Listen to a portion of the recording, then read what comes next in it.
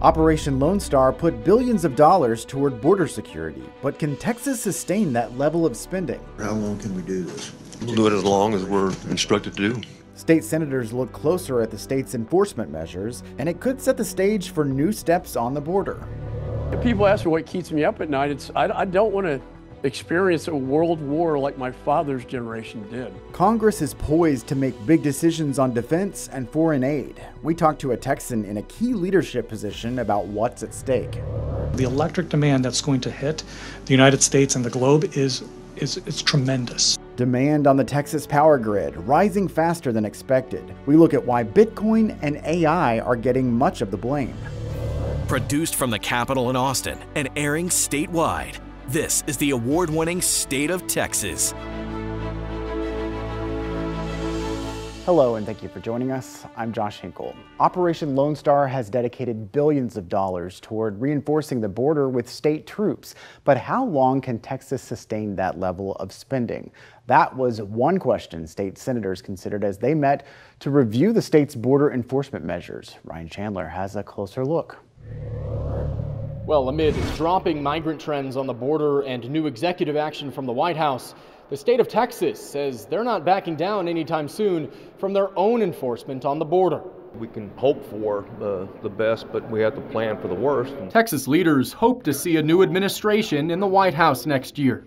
But one key question as lawmakers reviewed border operations on Tuesday: how long can Texas keep up Operation Lone Star? If we maintain current funding and the administration in Washington does not change, Director, how long can we do this? We'll do it as long as we're instructed to do. But Director McCraw says sending personnel to the border takes away from public safety elsewhere in the state. He says he'll need more troopers. Everywhere you take a trooper from is going to be less safe, and where you put that trooper at is going to be more safe.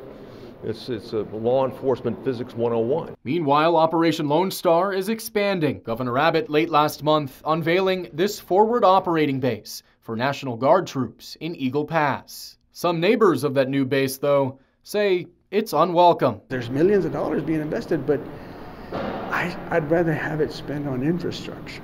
I'd rather spend on healthcare, on education. Lawmakers acknowledging some tough choices ahead for funding and fortifying the border, as the future of immigration and the election remain uncertain. The legislature will have some very difficult decisions. And this testimony comes, of course, as Texas's boldest border enforcement action, Senate Bill 4, remains on pause in the courts. At the Texas Capitol, I'm Ryan Chandler. Thanks, Ryan. Border policy is also a key issue for Texas Democrats. The state party held its convention earlier this month in El Paso. Congressman Colin Allred delivered the keynote address. He's challenging Ted Cruz in the race for U.S. Senate. Allred spoke one-on-one with politics reporter Monica Madden about his views on border policy. Last week, President Joe Biden took executive action saying it was time to, quote, secure the border. Some critics have called this a ploy for Democrats, saying that he's trying to gain some political points before the election. I'm curious, what do you see in terms of the Democratic Party as solutions on this issue that has been politically dicey? Yeah, well, my family's from Brownsville. My grandfather was a customs officer after serving in the Navy in World War II. I spent a lot of my childhood along our border communities in Brownsville and the surrounding area, and just came back from El Paso. And I can tell you that I've been saying for some time that we need to act. And so I'm glad to see some action. I've been critical of this president, but I also think it's time for Congress to act. And that's why I find it so frustrating that when we had a bipartisan effort to try and address what we're really dealing with at our southern border, which is largely an asylum issue and needs resources put towards it, resources to process people faster, to change the standard for asylum, to reject people as well, that was turned away by folks like Ted Cruz, not because they disagreed with the policy, because I think they wanted to have the problem to run on in November. And to me, that has to be outrageous to every Texan.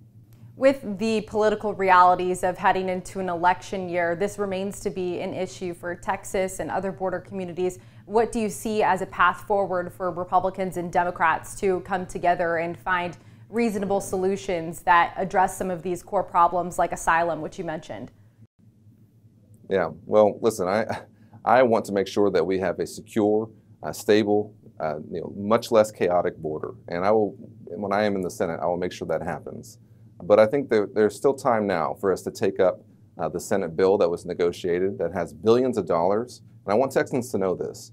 Billions of dollars for border security that no state would benefit more from than Texas. For more CBP personnel, for more immigration judges, for more administrative personnel to deal with the increase in migrants that we've seen and the folks who are claiming asylum, about 90% of whom are going to be rejected. But it's going to take 5, 6, 7 years for that rejection to occur. That's what we're trying to address in that bipartisan Senate bill that Ted Cruz said no to and that I have supported. I hope we can come back to that because for Texas, we can't just kick this can down the road. We have to have a secure border now. With how lengthy the asylum seeking process is, do you think reinstating something like Remain in Mexico would be a feasible short-term solution if Mexico were to agree, of course? Well, as you said, part of that is that Mexico has said that they would not agree to that again. But that's just one component of the asylum issue.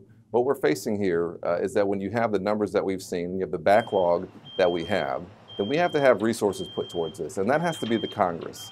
That can't be an executive action because they don't have the funding for it. For us to hire more Border Patrol agents, to take some of the agents who are currently having to do some of this administrative work and put them back to what they want to be doing, and I've talked to them about this, to be doing their actual job by hiring more administrative personnel, and crucially, by hiring more immigration judges to deal with the backlog and also to have some of these cases adjudicated much more quickly.